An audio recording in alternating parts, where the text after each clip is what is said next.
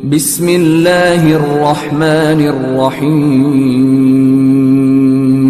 شروع اللہ کا نام لے کر جو بڑا مہربان نہایت رحم والا ہے. الف لام را، یہ ایک پر نور کتاب ہے.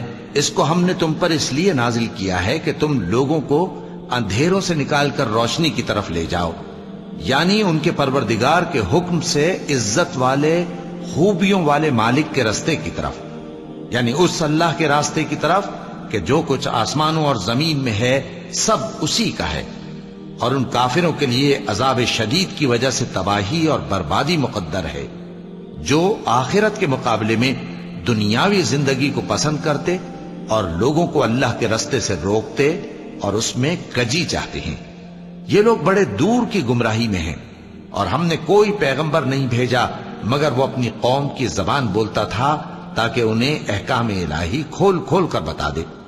پھر اللہ جسے چاہتا ہے گمراہ رہنے دیتا ہے اور جسے چاہتا ہے ہدایت دیتا ہے، اور وہ غالب ہے، حکمت والا ہے. اور ہم نے موسیٰ کو اپنی نشانیاں دے کر بھیجا کہ اپنی قوم کو تاریکیوں سے نکال کر روشنی میں لے جاؤ اور ان کو اللہ کے دن یاد دلاؤ، اور اس میں ان لوگوں کے لیے جو صابر و شاکر ہیں نشانیاں ہیں. اور جب موسیٰ نے اپنی قوم سے کہا کہ اللہ نے جو تم پر مہربانیاں کی ہیں ان کو یاد کرو، جبکہ اس نے تم کو فرعون کی قوم سے رہائی بخشی. وہ لوگ تمہیں برے برے عذاب دیتے تھے اور تمہارے بیٹوں کو مار ڈالتے تھے اور تمہاری لڑکیوں کو زندہ رہنے دیتے تھے، اور اس میں تمہارے پروردگار کی طرف سے بڑی آزمائش تھی. اور جب تمہارے پروردگار نے تم کو آگاہ کیا کہ اگر شکر کرو گے تو میں تمہیں زیادہ دوں گا، اور اگر ناشکری کرو گے تو یاد رکھو کہ میرا عذاب بھی سخت ہے. اور موسیٰ نے صاف صاف کہہ دیا کہ اگر تم اور جتنے اور لوگ زمین میں ہیں سب کے سب ناشکری کرو تو بھی اللہ بے نیاز ہے، قابل تعریف ہے. بھلا تم کو ان لوگوں کے حالات کی خبر نہیں پہنچی جو تم سے پہلے تھے، یعنی نوح اور عاد اور سمود کی قوم اور جو ان کے بعد تھے، جن کا علم اللہ کے سوا کسی کو نہیں. جب ان کے پاس ان کے پیغمبر نشانیاں لے کر آئے تو انہوں نے اپنے ہاتھ ان کے منہوں پر رکھ دیے کہ خاموش رہو، اور کہنے لگے کہ ہم تو تمہاری رسالت کو تسلیم نہیں کرتے، اور جس چیز کی طرف تم ہمیں بلاتے ہو ہم کو اس میں بھاری شک ہے. ان کے پیغمبروں نے کہا کیا تم کو اللہ کے بارے میں شک ہے جو آسمانوں اور زمین کا پیدا کرنے والا ہے؟ وہ تمہیں اس لیے بلاتا ہے کہ تمہارے گناہ بخشے اور ایک مدت مقرر تک تم کو مہلت دے. وہ بولے کہ تم تو ہمارے ہی جیسے آدمی ہو، تمہارا یہ منشا ہے کہ جن چیزوں کو ہمارے بڑے پوجتے رہے ہیں ان کے پوجنے سے تم ہمیں روک دو. تو اچھا کوئی کھلی دلیل لاؤ، یعنی معجزہ دکھاؤ. پیغمبروں نے ان سے کہا کہ ہاں ہم تمہارے ہی جیسے آدمی ہیں، لیکن اللہ اپنے بندوں میں سے جس پر چاہتا ہے نبوت کا احسان کرتا ہے، اور ہمارے اختیار کی بات نہیں کہ ہم اللہ کے حکم کے بغیر تم کو تمہاری فرمائش کے مطابق معجزہ دکھائیں. اور اللہ ہی پر مومنوں کو تو بھروسہ رکھنا چاہیے. اور ہم کیوں اللہ پر بھروسہ نہ رکھیں حالانکہ اس نے ہم کو ہمارے دین کے سیدھے رستے بتائے ہیں، اور جو تکلیفیں تم ہم کو دیتے ہو اس پر ہم صبر کریں گے. اور اہل توکل کو تو اللہ ہی پر بھروسہ رکھنا چاہیے.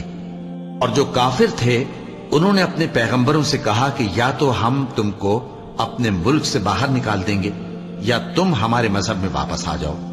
پس ان کے پروردگار نے ان کی طرف وحی بھیجی کہ ہم ظالموں کو ہلاک کر دیں گے اور ان کے بعد تم کو اس زمین میں آباد کر دیں گے.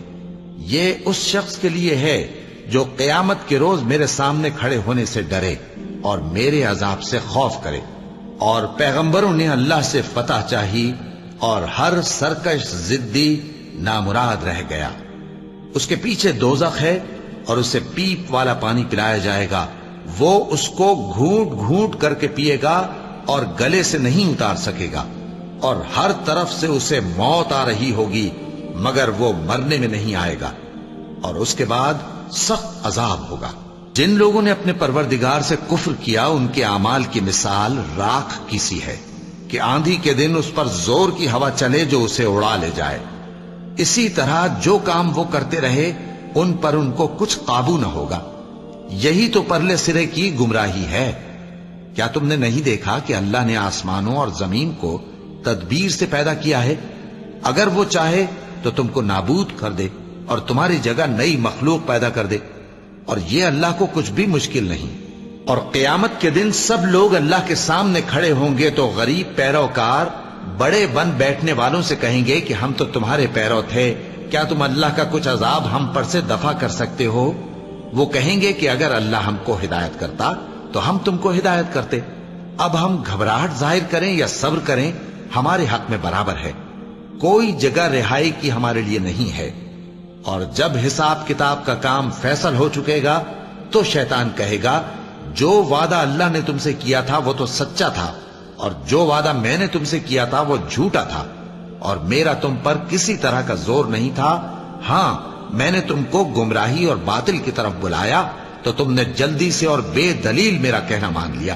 تو آج مجھے ملامت نہ کرو، اپنے آپ ہی کو ملامت کرو۔ نہ میں تمہاری فریاد رسی کر سکتا ہوں اور نہ تم میری فریاد رسی کر سکتے ہو۔ میں اس بات سے انکار کرتا ہوں کہ تم پہلے مجھے شریک بناتے تھے۔ بے شک جو ظالم ہیں ان کے لیے درد دینے والا عذاب ہے۔ اور جو ایمان لائے اور عمل نیک کرتے رہے وہ بہشتوں میں داخل کیے جائیں گے جن کے نیچے نہریں بہہ رہی ہیں۔ اپنے پروردگار کے حکم سے وہ ہمیشہ ان میں رہیں گے، وہاں وہ ہر ملاقات پر ایک دوسرے کو سلام کہیں گے۔ کیا تم نے نہیں دیکھا کہ اللہ نے کلمہ طیبہ کی کیسی مثال بیان فرمائی ہے؟ وہ ایسی ہے جیسے پاکیزہ درخت جس کی جڑ مضبوط ہو اور شاخیں آسمان میں پھیلی ہوں، وہ اپنے پروردگار کے حکم سے ہر موقع پر پھل لاتا ہو۔ اور اللہ لوگوں کے لیے مثالیں بیان فرماتا ہے تاکہ وہ نصیحت حاصل کریں۔ اور ناپاک بات یعنی غلط عقیدے کی مثال ناپاک درخت کی سی ہے کہ وہ زمین کے اوپر ہی سے اکھیڑ کر پھینک دیا جائے، اس کو ذرا بھی قرار و ثبات نہیں۔ اللہ مومنوں کے دلوں کو صحیح اور پکی بات سے دنیا کی زندگی میں بھی مضبوط رکھتا ہے اور آخرت میں بھی رکھے گا۔ اور اللہ بے انصافوں کو گمراہ کر دیتا ہے، اور اللہ جو چاہتا ہے کرتا ہے۔ کیا تم نے ان لوگوں کو نہیں دیکھا جنہوں نے اللہ کے احسان کو ناشکری سے بدل دیا اور اپنی قوم کو تباہی کے گھر میں لا اتارا، یعنی دوزخ میں، کہ سب ناشکرے اس میں داخل ہوں گے اور وہ برا ٹھکانہ ہے۔ اور ان لوگوں نے اللہ کے شریک مقرر کیے کہ لوگوں کو اس کے رستے سے گمراہ کریں۔ کہہ دو کہ چند روز فائدے اٹھا لو، آخر کار تم کو دوزخ کی طرف لوٹ کر جانا ہے۔ اے پیغمبر، میرے مومن بندوں سے کہہ دو کہ نماز پڑھا کریں، اور اس دن کے آنے سے پیشتر جس میں نہ اعمال کا سودا ہوگا اور نہ دوستی کام آئے گی، ہمارے دیے ہوئے مال میں سے پوشیدہ اور علانیہ خرچ کرتے رہے۔ اللہ ہی تو ہے جس نے آسمانوں اور زمین کو پیدا کیا اور آسمان سے مے برسایا، پھر اس سے تمہارے کھانے کے لیے پھل پیدا کیے اور کشتیوں اور جہازوں کو تمہارے زیر فرمان کیا تاکہ وہ سمندر میں اس کے حکم سے چلیں، اور نہروں کو بھی تمہارے زیر فرمان کیا، اور سورج اور چاند کو تمہارے لیے کام میں لگا دیا کہ دونوں دن رات ایک ڈگر پر چل رہے ہیں، اور رات اور دن کو بھی تمہاری خاطر کام میں لگا دیا، اور جو کچھ تم نے مانگا سب میں سے تم کو عنایت کیا۔ اور اگر اللہ کے احسان گننے لگو تو شمار نہ کر سکو، مگر لوگ نعمتوں کا شکر نہیں کرتے۔ کچھ شک نہیں کہ انسان بڑا بے انصاف ہے، ناشکرا ہے۔ اور جب ابراہیم نے دعا کی کہ اے میرے پروردگار، اس شہر کو لوگوں کے لیے امن کی جگہ بنا دے، اور مجھے اور میری اولاد کو اس بات سے کہ بتوں کی پرستش کرنے لگیں بچائے رکھیو۔ اے پروردگار، انہوں نے بہت سے لوگوں کو گمراہ کیا ہے، سو جس شخص نے میرا کہا مانا وہ میرا ہے، اور جس نے میری نافرمانی کی تو تو بخشنے والا ہے، مہربان ہے۔ اے پروردگار، میں نے اپنی اولاد ایک وادی میں جہاں کھیتی نہیں، تیرے عزت و ادب والے گھر کے پاس لا بسائی ہے۔ اے پروردگار، تاکہ یہ نماز پڑھیں، سو تو لوگوں کے دلوں کو ایسا کر دے کہ ان کی طرف جھکے رہیں، اور ان کو میووں سے روزی دیتے رہنا تاکہ تیرا شکر کریں۔ اے پروردگار، جو بات ہم چھپاتے اور جو ظاہر کرتے ہیں تو سب جانتا ہے، اور اللہ سے کوئی چیز مخفی نہیں، نہ زمین میں نہ آسمان میں۔ اللہ کا شکر ہے جس نے مجھ کو بڑی عمر میں اسماعیل اور اسحاق بخشے، بے شک میرا پروردگار دعا سننے والا ہے۔ اے پروردگار، مجھ کو ایسی توفیق عنایت کر کہ نماز پڑھتا رہوں اور میری اولاد کو بھی یہ توفیق بخش۔ اے پروردگار میری دعا قبول فرما۔ اے پروردگار حساب کتاب کے دن میری اور میرے ماں باپ کی اور مومنوں کی مغفرت کیجو۔ اور مومنوں یہ نہ سمجھنا کہ یہ ظالم جو کام کر رہے ہیں اللہ ان سے بے خبر ہے، وہ ان کو اس دن تک مہلت دے رہا ہے جبکہ دہشت کے سبب آنکھیں پھٹی کی پھٹی رہ جائیں گی اور لوگ سر اٹھائے ہوئے میدان قیامت کی طرف دوڑ رہے ہوں گے، ان کی نگاہیں خود اپنی طرف لوٹ نہ سکیں گی اور ان کے دل مارے خوف کے ہوا ہو رہے ہوں گے۔ اور لوگوں کو اس دن سے آگاہ کر دو جب ان پر عذاب آ جائے گا، تب ظالم لوگ کہیں گے کہ اے ہمارے پروردگار ہمیں تھوڑی سی مہلت عطا کر تاکہ ہم تیری دعوت توحید قبول کریں اور تیرے پیغمبروں کے پیچھے چلیں۔ تو جواب ملے گا کیا تم پہلے قسمیں نہیں کھایا کرتے تھے کہ تم کو اس حال سے جس میں تم ہو زوال نہیں ہوگا؟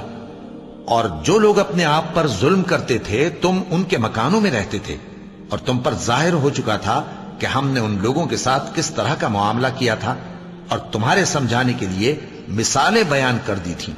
اور انہوں نے بڑی بڑی تدبیریں کی اور ان کی سب تدبیریں اللہ کے ہاں لکھی ہوئی ہیں، گو وہ تدبیریں ایسی غضب کی تھیں کہ ان سے پہاڑ بھی ٹل جائیں۔